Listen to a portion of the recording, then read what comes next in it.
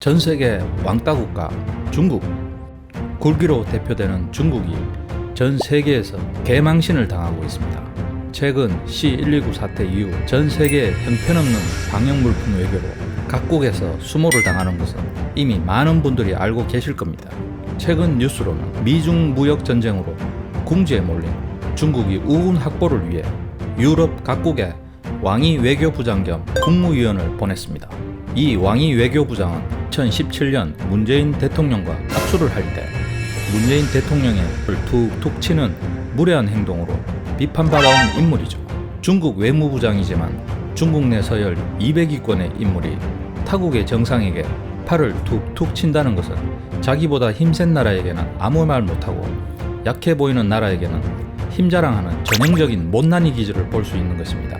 이 왕위는 미국을 제외한 세계 각국을 다니면서 무례한 행동으로 꾸준히 비판을 받아오고 있는 인물이고, 중국의 계획은 이 왕위 부장을 유럽에 보냈다는 것은 제일 힘센 친구에게 얻어맞으니까 다음 힘센 친구들에게 고자질도 할 겸 연합전선을 만들 우군도 만들 겸 일석이조를 노린 잔머리였죠. 계획적인 잔머리라고 알 수 있는 것은 방문 국가를 보면 알 수 있습니다. 방문 국가가 미국에게 비협조적인, 즉 현재 조금이라도 균열이 있는 나라만 선택했다는 겁니다. 8월 25일부터 9월 1일까지 왕위가 방문한 국가를 보면 이탈리아, 네덜란드, 노르웨이, 프랑스, 독일 순인데, 이들 나라는 다들 현재 이런저런 이유로 미국과 불편한 나라들입니다. 그중 첫 번째 방문국 이탈리아는 유럽연합의 압력에도 불구하고 유럽연합 나라 중 처음으로 중국의 1대1로 프로젝트에 참여했는 나라입니다. 중국 입장에서는 유럽 국가들의 자기 편 만들기 노림수에 선봉장에 이탈리아를 앞세울 생각이었죠. 하지만 첫 판부터 일그러졌습니다. 루이지 디마리오 이탈리아 외무장관은 기자회견 자리에서 홍콩인들의 자치와 자유는 보장되어야 한다고 말한 것입니다. 선봉장으로 세우려고 했는데 그 선봉장에게 되려 선빵을 맞은 것입니다. 다음 타자는 프랑스 역시 전통적으로 자존심이 강한 나라이죠. 만만치 않습니다. 역시나 마크롱 프랑스 대통령은 왕위와 회담 후 화웨이를 영국처럼 배제하지는 않겠다. 하지만 유럽연합은 스스로 5G 기술을 키워야만 한다. 화웨이를 배제하지 않는다면서 뼈 때리는 말로 5G 기술 자립이라는 속내를 여과없이 표현했습니다.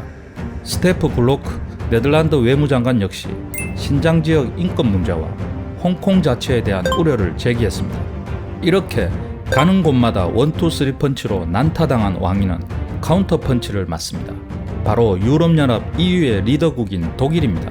9월 1일 공동 기자회견장에서 마스 독일 외무장관은 홍콩의 일국 양국제 약속을 지키고 홍콩 보안법을 철회하라고 말했고, 중국의 아킬레스건인 신장 문제 역시 UN 감시단이 신장 위구르족의 인권 상황을 독립적으로 조사할 수 있어야 한다고 말했습니다.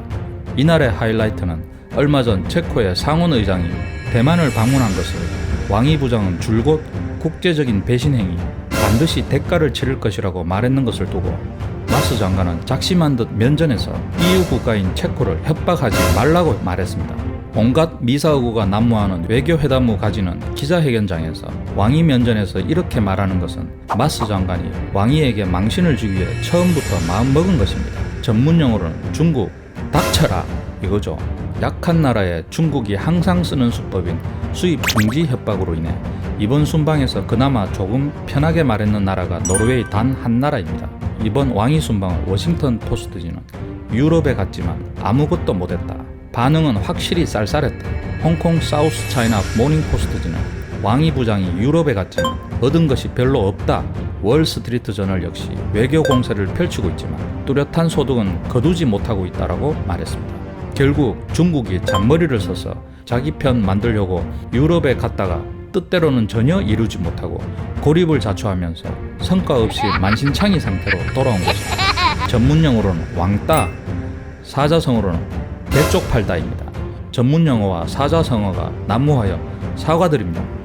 하지만 요즘 들어 중국이 힘 좀 세졌다고 하는 짓들이 전문용어와 사자성어가 난무하게 만드네요. 불편하신 분들이 있다면 이해 부탁드립니다.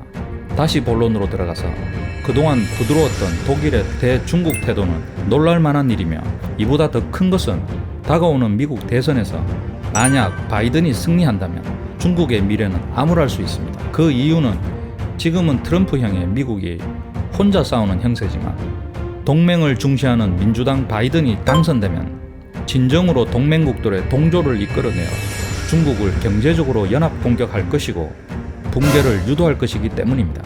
정권이 바뀌더라도 패권 국가에 도전장을 내고 있는 중국을 미국이 가만두지는 않을 것이기 때문입니다.